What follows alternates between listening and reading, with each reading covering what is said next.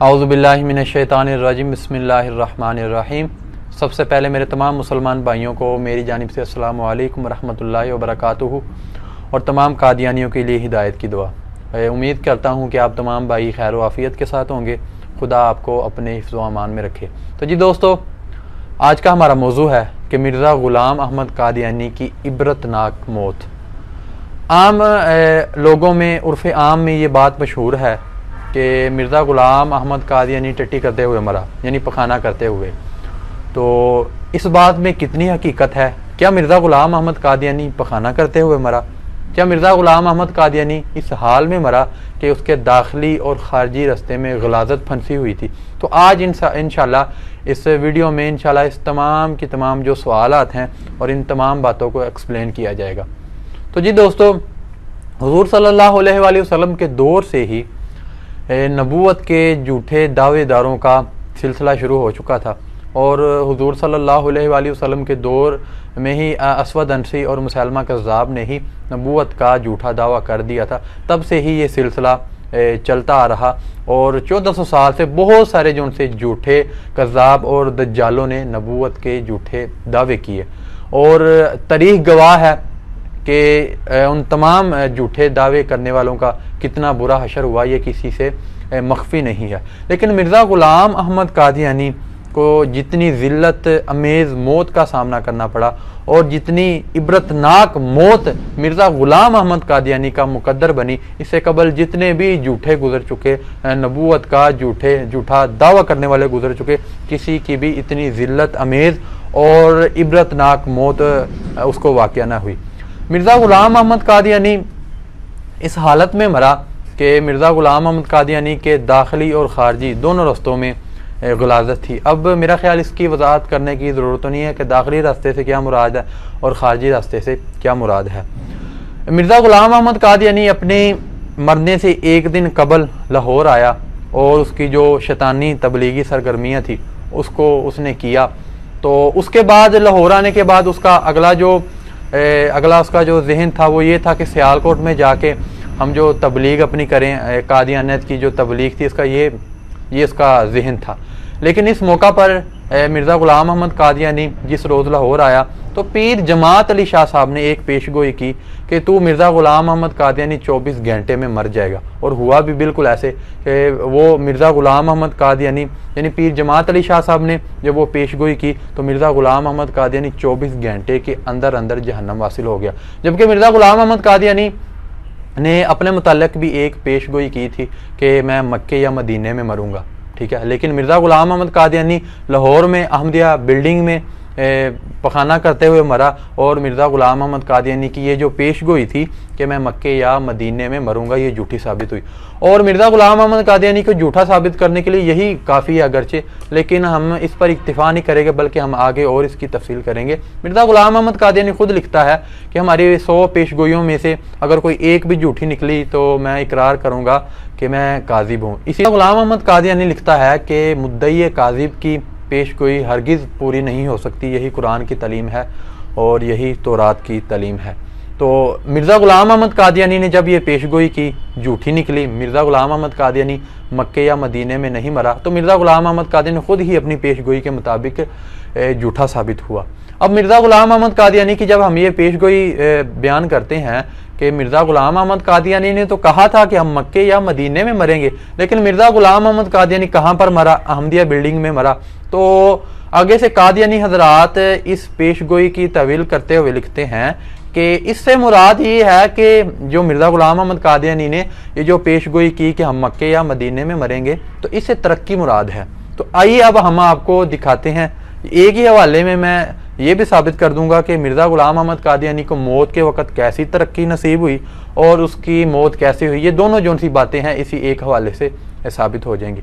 मिर्ज़ा ग़ुलाम अहमद कादियानी की सीरत पर मशहूर किताब सीरतुल महदी के जिसके लिखने वाले मिर्ज़ा ग़ुलाम अहमद कादियानी साहब के साहबजादे हैं मिर्ज़ा बशीर अहमद साहब। तो मिर्ज़ा बशीर अहमद अपनी किताब सीरतुल महदी जिल्द नंबर 1 सफ़ा नंबर 10 पर लिखता है, जिस तरह कि आप देख रहे हैं। ये मैं हाईलाइट किया है, आपको मैं इबारत पढ़ के सुना देता हूँ।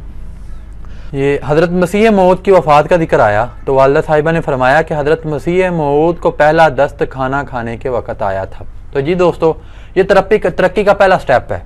क्यों? क्योंकि वो आपको पता है कि जब वो मिर्ज़ा ग़ुलाम अहमद कादियानी साहब की पेश को जब हम उनके सामने पेश करते हैं कि देखो जनाब मिर्ज़ा ग़ुलाम अहमद कादियानी साहब ने तो ये पेशगोई की थी, तो उसके आगे तवील करते हैं कि इसे मुराद है तरक्की मुराद है। तो ये तरक्की का पहला स्टेप देख लें, यानी मिर्ज़ा ग़ुलाम अहमद कादियानी साहब को पहला दस्त खाना खाने के वक़्त आया। तो दस्त इसे आप शिट भी कह लें, पखाना भी कह लें, इसको आप टट्टी भी कह लें, जिस तरह जिस अल्फाज के साथ आपको आसानी होती है आप उसके साथ इसको ताबीर कर सकते हैं। अब आप आगे आएँ, आगे लिखते हैं, मगर इसके बाद थोड़ी देर तक हम लोग आपके पाँव दबाते रहे और आप आराम से लेट कर सो गए और मैं भी सो गई, लेकिन कुछ देर के बाद फिर आपको हाजत महसूस हुई और गालबन 1 या 2 दफ़ा रफ़ा हाजत के लिए आप पखाना तशरीफ़ ले गए। तो पहली तरक्की का स्टेप वो पहले जिक्र कर दिया, जब खाना खाने के वक़्त मिर्ज़ा ग़ुलाम अहमद कादियानी साहब को दस्त आया। तो अब लिखते हैं, उम्मुल मोमिनीन रिवायत को बयान कर रही हैं, लिखती हैं कि अब 2 दफ़ा, गालिबन 2 दफ़ा, क्योंकि 1 दफ़ा तो हो नहीं सकता। अगर 1 दफ़ा होता तो लिख देना था सीधी तरह जिस तरह के पीछे जिक्र हुआ है। तो उन्होंने कहा गालिबन 2 दफ़ा, यानी 2 से ऊपर भी हो सकता है, लेकिन उनका गालिब गुमान ये था कि मिर्ज़ा ग़ुलाम अहमद कादियानी साहब को बाद में 2 दफ़ा दस्त आया, यानी कि मिर्ज़ा ग़ुलाम अहमद कादियानी साहब तरक्की के 2 स्टेप और ऊपर चले गए। इसके अलावा आप आगे देखें, आगे लिखा हुआ है कि आप पखाना तशरीफ़ ले गए, इसके बाद आपने ज़्यादा ज़ोफ़ महसूस किया तो अपने हाथ से मुझे जगाया और मैं उठी। ठीक है, तो आप थोड़ा आगे चले जाएं, सफ़ा नंबर 11 पर लिखते हैं कि इतने में आपको एक और दस्त आया, मगर अब आप इस कदर ज़ोफ़ था कि आप पखाना ना जा सकते थे, इसलिए मैंने चारपाई के पास ही इंतज़ाम कर दिया। तो दोस्तों ये देखिए, अब कलील मुद्दत में मिर्ज़ा ग़ुलाम अहमद कादियानी साहब तकरीबन 4 दफ़ा लैटरीन तशरीफ़ ले जा चुके हैं और अभी भी कादियानी कहते हैं कि मिर्ज़ा ग़ुलाम अहमद कादियानी पखाना करते हुए नहीं मरा, गलाजत की मौत नहीं मरा, टटियाँ करते हुए नहीं मरा। और ये देखें, ये है तरक्की के स्टेप, यानी कादियानी हज़रात जो तवील करते हैं, ठीक है हम मान लेते हैं कि मक्के या मदीने मरेंगे, इससे मुराद तरक्की है, तो ये तरक्की हम मान लेते हैं। तो यही तरक्की तो हम लोगों को बताते हैं, तो ये तरक्की जब हम लोगों को बताते हैं तो आप गुस्सा क्यों कर जाते हैं? पहली तरक्की हुई खाना खाने के वक़्त, यानी मिर्ज़ा ग़ुलाम अहमद कादियानी साहब ने दस्त किया। दूसरी जब सो गए तो फिर गालिबन उम्मुल मोमिनीन बयान करती हैं कि आप 2 दफ़ा आप तशरीफ़ ले गए। अब चौथी दफ़ा ज़ोफ़ बहुत हो गया था और मिर्ज़ा ग़ुलाम अहमद कादियानी साहब पखाने तशरीफ़ नहीं ले जा सकते थे, इसलिए उम्मुल मोमिनीन ने आपकी चारपाई के पास ही इंतज़ाम कर दिया और मिर्ज़ा ग़ुलाम अहमद कादियानी साहब वहीं बैठ गए। दोस्तों आप मिर्ज़ा ग़ुलाम अहमद कादियानी साहब की ज़िंदगी की स्टडी करके देख लें, आप उसकी हिस्ट्री पढ़ के देख लें, तो मिर्ज़ा ग़ुलाम अहमद कादियानी साहब की ज़िंदगी और लैटरीन ये आपस में लाजिम मलजूम की सी हैसियत रखते हैं। यानी जिस तरह लाजिम बग़ैर मलजूम के नहीं पाया जाता, इस तरह मिर्ज़ा ग़ुलाम अहमद कादियानी की जो ज़िंदगी है वो भी बग़ैर लैटरीन के नहीं गुजरी। तो मिर्ज़ा ग़ुलाम अहमद कादियानी साहब खुद एक जगह पर लिखता है कि मैं 100 दफ़ा मैं एक दिन में 100 दफ़ा मैं पखाने में जाता था, लैटरीन में जाता था, वॉशरूम में जाता था। तो मिर्ज़ा ग़ुलाम अहमद कादियानी साहब की ज़िंदगी और लैटरीन ही आपस में लाजिम और मलजूम की सी हैसियत रखते हैं। तो अब चलते हैं आगे। आगे लिखा है कि इतने में आपको एक और दस्त आया, मगर आप इस कदर ज़ोफ़ था कि आप पखाना ना जा सकते थे, इसलिए मैंने चारपाई के पास ही इंतज़ाम कर दिया, आप वहीं बैठकर फारिग हो गए। अब आप थोड़ा सा आगे हैं, इसमें लिखा है एक और दस्त आया। लो जी, अगर 4 आ गए थे, 4 मिर्ज़ा ग़ुलाम अहमद कादियानी साहब ने तरक्की के स्टेप उनको उरूज कर लिया, उरूज पर पहुंच गए थे, उनको उबूर कर लिया था। तो अभी एक कमी रह गई थी तरक्की के स्टेप की, तो मिर्ज़ा ग़ुलाम अहमद कादियानी साहब को वो भी मिर्ज़ा ग़ुलाम अहमद कादियानी साहब ने हासिल कर दिया और लिखा कि एक और दस्त आया। तो ये तो थे नीचे वाले रास्ते का जो हाल था। अब आप थोड़ा आगे हैं, उसमें लिखा है फिर इसके बाद आपको एक कै आई। जब आप कै से फारिग होकर लेटे तो इतना ज़ौफ़ था कि आप लेटते लेटे पुश्त के बल गिर पड़े। तो जी दोस्तों, जिस तरह की शुरू में मैंने दावा किया था और उर्फ़े आम में लोगों में जो मशहूर था कि मिर्ज़ा ग़ुलाम अहमद कादियानी इस हाल में मरा कि मिर्ज़ा ग़ुलाम अहमद कादियानी साहब के दाखिली और ख़ारजी यानी ऊपर वाले रास्ते और नीचे वाले रास्ते दोनों रास्तों से गलादत टपक रही थी, ऊपर से भी गलादत टपक रही थी और उल्टियाँ आ रही थी।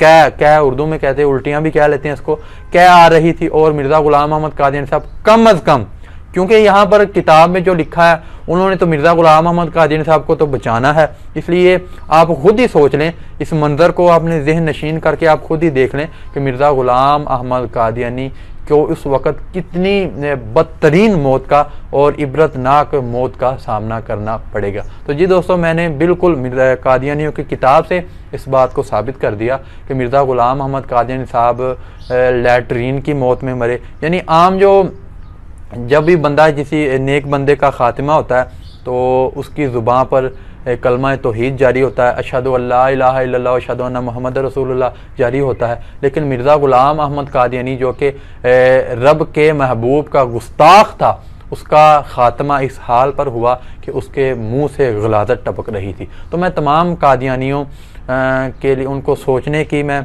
सलाह देता हूँ कि आप देखें कि आप किस तरह के गुस्ताख शख्स कि जिसका ख़ात्मा इतना बुरा हुआ, आप उसको नबी तस्लीम करते हैं। खुदारा इस बंदे को, ऐसे गुस्ताख शख्स को अपना इमाम, अपना महदी मसीह मऊद ज़िल्ली बरोज़ी नबी मान कर आप अपनी आखिरत को बर्बाद मत करें। मैं फिर कहता हूँ कि अल्लाह ताला तमाम कादियानियों को राह रास्त पर आने की तौफ़ीक़ अता फ़रमाए और तमाम मुसलमानों को रद्द कादियानियत पर ज़्यादा से ज़्यादा काम करने की तौफ़ीक़ अता फ़रमाए। और आखिर में मैं दोस्तों से गुजारिश करूँगा कि अगर अभी तक आपने हमारे चैनल को सब्सक्राइब नहीं किया तो आप प्लीज़ हमारे चैनल को सब्सक्राइब कर दें और अल्लाह ताला आपको जज़ाए खैर अता फ़रमाए। वस्सलाम।